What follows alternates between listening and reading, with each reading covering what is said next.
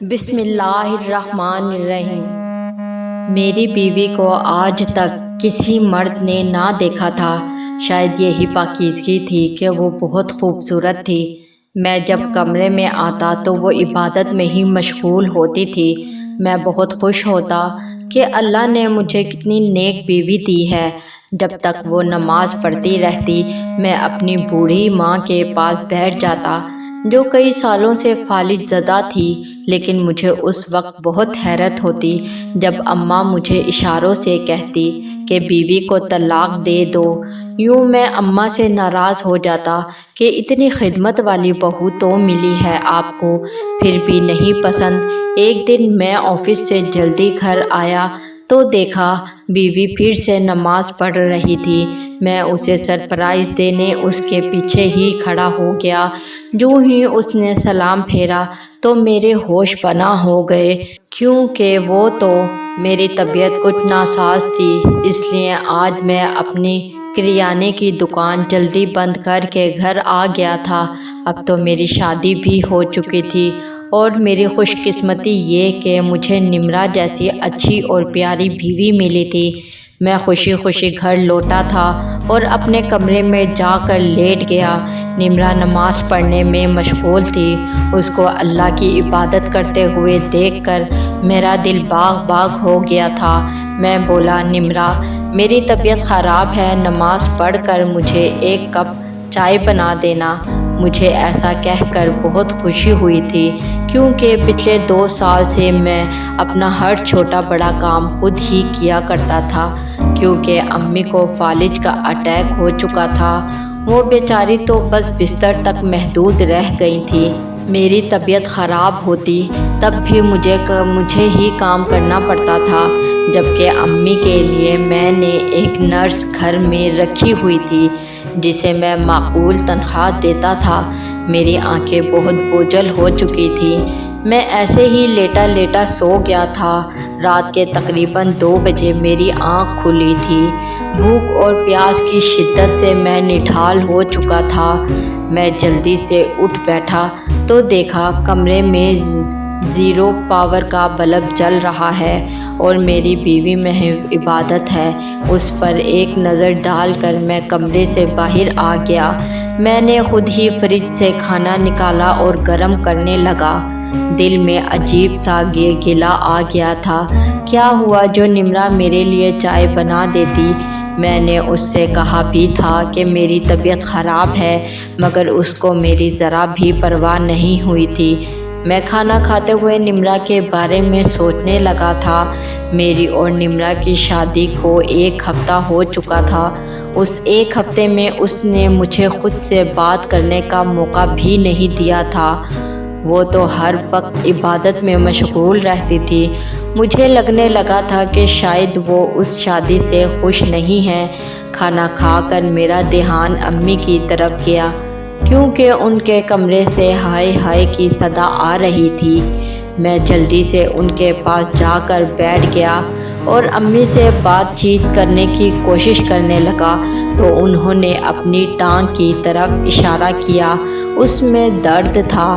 میں وہ ٹانگ دبانے لگا۔ میں بہانے سے امی سے پوچھنے لگا، امی نمرہ کیسی ہے؟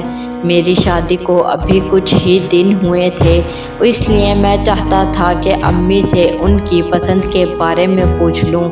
امی نے نمرہ کا نام سنتے ہی ناگواری سے منہ پھیر لیا تھا۔ میں ان کے اس اظہار کو سمجھ نہیں پایا۔ میں نے اپنا سوال دہرایا اور بولا، امی نمرہ اچھی ہے نا؟ آپ کا خیال تو رکھتی ہے نا؟ امی نے دائیں بائیں نفی میں سر ہلا دیا تھا۔ مجھے امی کے اس رویے نے تشویش میں ڈال دیا تھا۔ کیا نمرہ میرے ساتھ ساتھ امی کو بھی نظر انداز کر رہی تھی؟ اس سے پہلے کہ میں امی سے اور کچھ پوچھتا، تب ہی نمرہ امی کے کمرے میں داخل ہو گئی۔ وہ مجھے دیکھ کر مسکرانے لگی اور بولی، آج آپ جلدی اٹھ گئے؟ میں نے سر ہلا دیا اور بولا، تم اس وقت یہاں کیا کر رہی ہو؟ وہ بولی، اس وقت موسم ذرا ٹھنڈا ہو جاتا ہے نا، تو میں اپنے نوافل سے فراغت پا کر امی کی ٹانگیں دبا دیتی ہوں اور ان کے جسم کو کمبل سے ڈھک جایا کرتی ہوں۔ میں مسکرا دیا۔ اب میں سمجھا امی کو نمرا پر کس بات کا غصہ تھا۔ شاید اسے آج ان کے پاس آنے میں دیر ہو گئی تھی۔ مجھے نیند آ رہی تھی، اس لیے میں اٹھ کر اپنے کمرے میں چلا گیا۔ صبح میری آنکھ کھلی، تب بھی نمرا کمرے میں نہیں تھی۔ میں نہا دھو کر کام پر جانے کے لیے تیار ہو گیا اور باہر آ گیا۔ نمرا ناشتہ بنا چکی تھی اور اب وہ بڑی محبت سے میری امی کے پاس بیٹھی ان کے منہ میں دلیا ڈال رہی تھی۔ میں سوچنے لگا کہ اگر امی کی اپنی بیٹی ہوتی تب بھی وہ ان کا اس طرح سے خیال نہ رکھ پاتی۔ میں بغور نمرا کے چہرے کا جائزہ لے رہا تھا۔ اس کے چہرے پر محبت ہی محبت نظر آ رہی تھی۔ جب وہ امی کو کھانا کھلا چکی تو میرے پاس آ کر بیٹھ گئی۔ میں اس کے اندر کے حالات جاننے کے لیے بولا، نمرا تم بھی کہتی ہوگی کہ شوہر کے ساتھ ساتھ اس کی بیمار ماں کو بھی سنبھالنا پڑتا ہے۔ نمرا ایک دم سے بولی، اللہ نہ کرے اسد کہ میں کبھی ماں کے بارے میں ایسی بات سوچوں بھی۔ آپ جانتے ہیں نا، حقوق اللہ کے ساتھ حقوق العباد بھی بہت اہم ہے۔ حقوق العباد کی تو معافی بھی نہیں ہے۔ پھر آپ کی والدہ میرے لیے نیکیاں کمانے کا ایک ذریعہ ہے۔ موت کے بعد تو ایک ایک نیکی کی ضرورت ہوتی ہے۔ جب میں امی کی طرف دیکھتی ہوں تو مجھے وہ نیکیوں کا ٹھاٹھے مارتا سمندر نظر آتی ہیں، جس میں سے جتنا چاہیں فیض حاصل کر سکتی ہوں۔ نمرا کی باتیں سن کر میری آنکھوں میں آنسو آ گئے تھے۔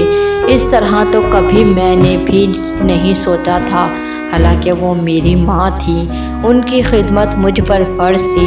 خیر اس دن کے بعد میں امی کی طرف سے بے فکر ہو گیا تھا۔ فکر تھی تو بس مجھے نمرا کی تھی۔ میں چاہتا تھا کہ نمرا بس میری ہو جائے۔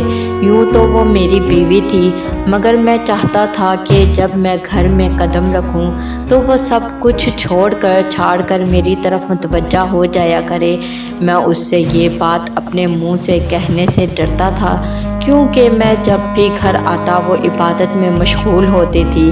پھر میں اس سے کس منہ سے کہتا کہ نمرا تم میرے آنے پر عبادت چھوڑ دیا کرو۔ اتنی ہمت بہرحال مجھ میں نہیں تھی، لیکن میں اندر ہی اندر سے سخت الجھن کا شکار تھا کہ بھلا یہ کیسی شادی ہوئی۔ بیوی کی تو صورت بھی ابھی تک میں نے غور سے نہیں دیکھی تھی۔ ان حالات نے مجھے چڑچڑا بنا دیا تھا۔ میں کام سے واپس آیا تو مجھے بہت بھوک لگی تھی۔ میں بولا، نمرا کھانا لے آؤ۔ وہ میری طرف دیکھ کر بے حد ڈر گئی تھی۔ میں بولا، میں نے کچھ کہا ہے؟ کھانا مانگا ہے تم سے یا پھر کھانا بھی میں خود ہی لے لوں؟ وہ بولی، دراصل اسد میں نے ابھی کھانا نہیں بنایا۔ آج میں چاہتی تھی کہ قرآن پاک ختم کر کے ہی اٹھوں۔ 2 سپارے رہ گئے تھے، وہ پڑھتے پڑھتے وقت کا پتہ نہیں چلا، مگر الحمدللہ میں نے قرآن پاک ختم کر لیا ہے۔ میں بولا، نمرا شاید تم بھول رہی ہو کہ میں تمہارا شوہر ہوں اور میری خدمت کرنا اور میری دلجوئی کرنا تم پر فرض ہے۔ لوگ شادی کرتے ہیں تاکہ ان کی زندگیوں میں سکھ آ جائے، خوشی آ جائے، مگر میں تو تم سے شادی کر کے پھنس ہی گیا ہوں۔ تم نے ایک دن مجھے سکون نہیں دیا، کبھی میرے پاس بیٹھ کر میرا حال چال دریافت نہیں کیا، کچھ یہ نہیں کہا کہ اسد آپ کیسے ہیں۔ تمہیں فکر ہوتی ہے تو بس نماز قرآن کی۔ اگر تمہیں عبادتوں کا اتنا ہی شوق تھا تو شادی کی کیوں کی؟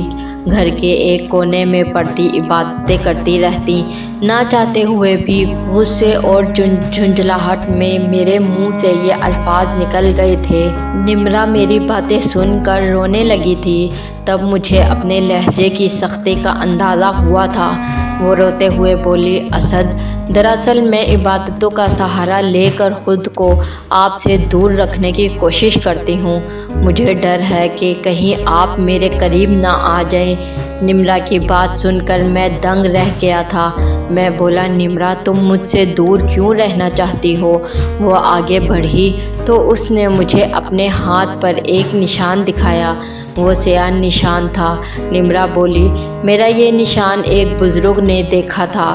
وہ بولا، اس لڑکی کی شادی جس شخص سے ہوگی وہ 7 دنوں کے اندر اندر مر جائے گا۔ امی یہ بات سن کر بہت پریشان ہو گئی تھیں۔ وہ بزرگ کے قدموں میں جا گریں اور بولیں، اللہ کے واسطے اس مسئلے کا کوئی حل نکال دیں، اس مصیبت کا کوئی توڑ کر دیں۔ میں نہیں چاہتی کہ میری بیٹی ساری زندگی میری دہلیز پر بیٹھی رہے۔ تب بزرگ نے کہا کہ جب اس بچی کی شادی کرو تو اس کو نصیحت کرنا کہ یہ 40 روز تک اپنے شوہر سے دور رہے اور دن عبادتوں میں مشغول رہے۔ جس قدر یہ عبادت کرے گی اتنی جلدی اس لڑکی کے سر سے نحوست ٹلے گی۔ بس میں آپ کو یہ بات بتانے سے ڈرتی تھی کہ کہیں آپ مجھے منحوس سمجھ کر طلاق ہی نہ دے دیں۔ میں نمرا کی معصومیت پر ہنس دیا تھا۔ میں بولا، نمرا، میں ان باتوں پر یقین نہیں رکھتا۔ زندگی اور موت تو اللہ کے ہاتھ میں ہے۔ تم بلا وجہ مجھ سے اتنے دن دور رہیں۔ نمرا میری بات سن کر بہت گھبرا گئی اور بولی، اسد، میری زندگی میں آنے والے آپ پہلے مرد ہیں۔ آپ سے قبل نہ کسی نے مجھے دیکھا ہے اور نہ ہی میں نے کسی غیر محرم مرد کو آنکھ اٹھا کر دیکھا ہے۔ آپ ہی میری کل کائنات ہیں۔ میں آپ کو اپنی نحوست کی وجہ سے کھونا نہیں چاہتی۔ آپ خدا را یہ 40 روز مجھ سے دور رہیں۔ میں نے نمرا کے چہرے پر بہت بے بسی دیکھی تھی، اس لیے اس کی بات مان لی۔ وہ بے انتہا خوش ہو گئی تھی۔ نمرا کی باتیں سن کر میں اندر تک سرشار ہو گیا تھا۔ مجھے تو یہی لگنے لگا تھا کہ شاید میری بیوی مجھ سے پیار نہیں کرتی، اس لیے وہ مجھ سے دور دور رہتی ہے۔ خیر، نمرا کی بات سننے کے بعد اب میں کافی پرسکون ہو گیا تھا۔ اب جب بھی میں اسے عبادت میں مشغول دیکھتا تو مجھے اس پر بے انتہا پیار آتا، کیونکہ وہ یہ سب میری زندگی بچانے کے لیے کر رہی ہے۔ ہماری شادی کو اب کافی دن گزر چکے تھے۔ میں نے سوچا کہ اب امی کے خیالات معلوم کرتا ہوں کہ وہ نمرا کے بارے میں کیا سوچتی ہیں۔ میں امی کے پاس آ کر بیٹھا تو امی نے ادھر ادھر دیکھنا شروع کر دیا جیسے وہ کسی سے ڈر رہی ہوں۔ پھر وہ اشارے کر کے کہنے لگی کہ نمرا کو طلاق دے دو۔ میں تو یہ دیکھ کر ہی حیران رہ گیا تھا۔ میں بولا، امی، یہ آپ کیسے کہہ سکتی ہیں؟ آپ کیسی ماں ہیں جو میرا گھر اجاڑنا چاہتی ہو؟ تب امی نے مجھے اشاروں سے کہا کہ تمہاری بیوی میرا خیال نہیں رکھتی، تم میری نرس کو واپس لے آؤ۔ تبھی نمرا بھی امی کے کمرے میں آ گئی تھی۔ وہ مجھے دیکھ کر حیران ہوئی اور بولی، اسد، آپ یہاں کب آئے؟ میں بولا، ابھی آ کر بیٹھا ہوں۔ نمرا بھی ہمارے پاس ہی بیٹھ گئی۔ تب امی بڑے آرام سے لیٹی رہی تھی۔ میں امی کے پاس جب بھی جاتا، دن رات صبح شام تھوڑی ہی دیر بعد وہاں نمرا بھی آ جاتی تھی۔ اس بات کو تو یہی مطلب تھا کہ نہ تو وہ وقفے سے امی کو چیک کرنے آتی رہتی ہے، پھر نہ جانے امی یہ سب کیوں کہہ رہی تھی۔ میں نے اس دن کے بعد بھی 2-3 بار امی سے اس سلسلے میں بات کرنے کی کوشش کی تھی، مگر امی ہر بار مجھ سے یہی بات مطالبہ کرتی کہ نمرا کو طلاق دے کر میری نرس کو میرے پاس لے آؤ۔ اب مجھے امی پر غصہ آنے لگا تھا۔ وہ اپنے مطلب کی خاطر چاہتی تھی کہ ان کی بیٹی کا گھر اجڑتا ہے تو اجڑ جائے، مگر ان کے آرام کے لیے نرس ان کے پاس آ جائے۔ میں تو نرس کو چھٹی دینے کے حق میں ہی نہیں تھا، مگر شادی کے دوسرے دن ہی نمرا نے میرے سامنے یہ فرمائش رکھ دی تھی کہ آپ نرس کی سب چھٹی کر دیں، میں امی کا خیال رکھوں گی۔ میں بولا، نہیں نمرا، میں تم پر بلا وجہ بوجھ نہیں ڈالنا چاہتا۔ نرس کے وہ امی کا خیال رکھا کرے گی، تم بس میرا خیال رکھا کرنا۔ میری بات سن کر نمرا مجھ سے سخت خفا ہو گئی تھی۔ وہ بولی، مجھے لگتا ہے کہ آپ مجھ پر بھروسہ ہی نہیں کرتے، اسی وجہ سے نرس کو رخصت نہیں کرنا چاہتے۔ میں اپنی نئی نویلی دلہن کو خود سے بدگمان نہیں کر سکتا تھا، اس لیے میں نے نرس کو کہا کہ آج کے بعد تم مت آنا۔ نمرا بے انتہا خوش ہوئی تھی۔ پھر اس کا امی کے ساتھ لگاؤ بھی تو بہت تھا۔ وہ تو امی کو نیکیوں کی کنجی سمجھتی تھی۔ اب اگر میں اس سے کہہ دیتا کہ میں پھر سے نرس رکھنا چاہتا ہوں تو وہ یقیناً مجھ سے خفا ہو جاتی، اس لیے میں نے امی کی بات انسنی کر دی تھی۔ دن گن گن کر کاٹ رہا تھا کہ جب 40 دن پورے ہوں میں اور میری بیوی اپنے رشتے کا آغاز کریں۔ نمرا بھی مجھ سے اکثر کہا کرتی تھی کہ دن کٹے نہیں کٹتے، دل میں بہت سی باتیں ہیں جو میں آپ سے کرنا چاہتی ہوں، مگر ایک بات یہ 40 دن بخیر و عافیت گزر جائیں پھر آپ کے ساتھ ہر بات شیئر کیا کروں گی، کیونکہ مجھے آپ سے بے انتہا محبت ہو چکی ہے۔ میں نمرا کی بات سن کر 7ویں آسمان کی سیر کرنے لگتا تھا۔ ایک دن میں کام سے واپس آیا تو نمرا بولی امی کھانا نہیں کھا رہی، منہ انہوں نے مضبوطی سے چند کر رکھا ہے، انہیں ڈاکٹر کے پاس لے چلیں۔ میں پریشان ہو گیا، جلدی سے امی کے پاس گیا تو میں نے ان سے کھانا نہ کھانے کی وجہ معلوم کی تو انہوں نے مجھے اشاروں سے سمجھایا کہ میں تب تک کھانا نہیں کھاؤں گی جب تک تم اپنی بیوی کو طلاق نہیں دے دیتے۔ میں امی کی بات سن کر سخت غصے میں آ گیا تھا۔ میں بولا نہیں کھانا تو نہ کھائیں، مجھ پر کوئی احسان نہیں ہے آپ کا۔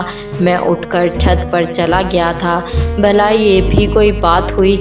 مجھے تو یہ سمجھ نہیں آتی کہ عورت ساس بننے کے بعد اتنی سنگ دل کیسے ہو سکتی ہے۔ اب میری امی کو ہی دیکھ لیں، وہ خود معذور تھیں، میری بیوی کی محتاج تھیں، مگر پھر بھی میرے گھر میں پھوٹ پڑوانا چاہتی تھیں۔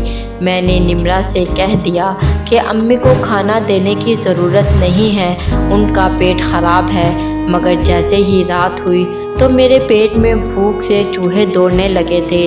تب میرے دل کو کچھ ہوا تھا، آنکھوں سے آنسو بہنے لگے تھے۔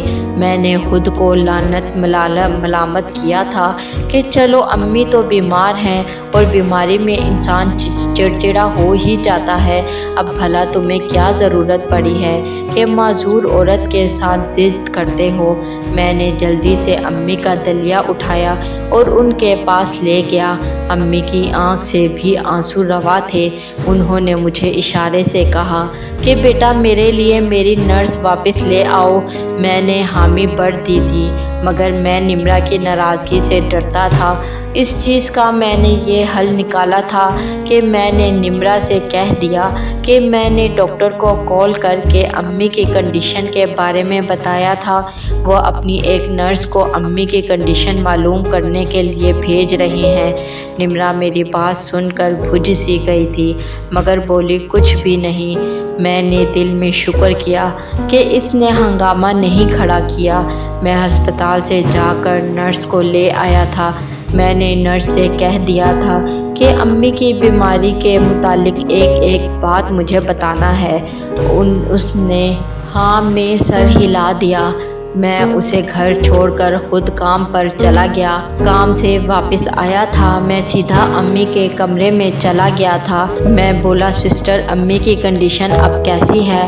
وہ بولی اسد صاحب آپ سے مجھے یہ امید نہیں تھی کہ اس سے پہلے نرس اپنی بات مکمل کرتی نمرا بھی وہیں آ گئی تھی۔ وہ نمرا کی طرف دیکھ کر بولی آپ کی مسز کہاں جاب کرتی ہیں؟ میں بولا نہیں یہ گھر میں ہی ہوتی ہیں، یہ جاب نہیں کرتی۔ نرس حیرت سے بولی تو پھر یہ مجھے صبح سے نظر کیوں نہیں آئیں؟ میں نے نمرا کے چہرے سے ہوائیاں اڑتے ہوئے دیکھا تھا۔ وہ بولی دراصل اتنے عرصے سے دن رات امی کی خدمت میں لگی رہتی ہوں نا، آج فارغ تھی تو اپنی نیند پوری کرنے لگی تھی۔ میں نے نمرا کو بہانے سے کمرے سے باہر بھیج دیا کہ تم کھانا لگاؤ، بھوک بہت لگی ہے۔ وہ باہر چلی گئی تو میں نے نرس سے کہا کہ کھل کر بات کریں۔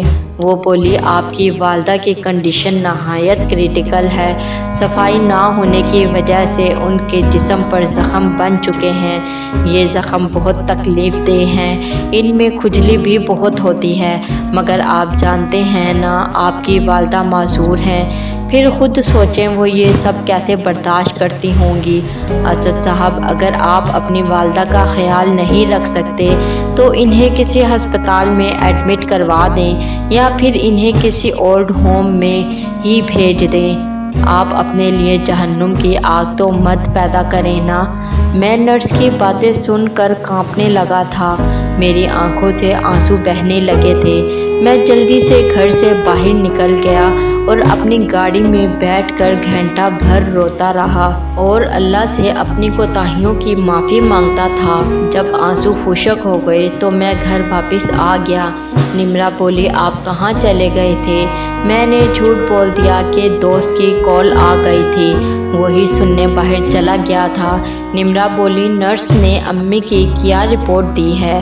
میں بولا، سسٹر کہہ رہی تھی کہ لیٹے رہنے کی وجہ سے مریضہ کی بھوک کم ہو گئی ہے، فزیو تھراپی کی ضرورت ہے۔ وہ ایک دم سے پرسکون ہو گئی تھی۔ میں نے اس سے کہہ دیا کہ میں نے باہر سے ہی کھانا کھا لیا ہے، اب بس آرام کرنا چاہتا ہوں۔ میں سونے کے لیے لیٹ گیا مگر نیند کہاں آنی تھی، مجھے تو نرس کی باتیں رہ رہ کر یاد آ رہی تھیں۔ رات کے نہ جانے کون سا پہر تھا جب میری آنکھ کھٹکے سے کھلی تھی۔ میں نے آنکھیں کھول کر دیکھا تو نمرا الماری میں سے ایک سیاہ بیگ نکال رہی تھی۔ وہ نکال کر اس نے آہستہ سے الماری بند کر دی اور کمرے سے باہر نکل گئی۔ میں بھی اٹھ بیٹھا تھا۔ تھوڑی دیر بعد کمرے سے نکل آیا کہ آخر دیکھوں تو صحیح میری بیوی کہاں جا رہی ہے۔ میں بھی دبے قدموں اس کا پیچھا کرنے لگا تھا۔ وہ چھت پر جا رہی تھی، میں بھی جلدی سے چھت پر چڑھ گیا۔ تب سامنے کا منظر دیکھ کر میں سکتے میں آ گیا تھا۔ چھت پر ایک لڑکا کھڑا تھا۔ نمرا بولی، اس سیاہ بیگ میں نے اپنا سارا زیور اور پیسے وغیرہ ڈال لیے ہیں، اب میرا یہاں پر رہنا بہت مشکل ہو گیا ہے کیونکہ میری شادی کو 40 دن ہونے والے ہیں، پھر اب تو گھر میں ایک نرس بھی آ گئی ہے۔ میں تم سے نہ تو دن ٹائم مل سکوں گی اور نہ ہی رات میں۔ آج بھی نرس نے میری شکایت میرے شوہر کو لگا دی کہ میں نے دن بھر تمہاری بیوی کو گھر میں نہیں دیکھا۔ یہ تو شکر ہے کہ اسے معلوم نہ پڑ سکا کہ میں چھت پر تمہارے ساتھ تھی، چلو بھاگ چلیں یہاں سے۔ وہ لڑکا بولا، ہاں یہ بیگ مجھے دے دو۔ اس سے پہلے کہ نمرا وہ بیگ لڑکے کو تھماتی، میں نے جھٹ سے وہ بیگ اس کے ہاتھ سے پکڑ لیا تھا۔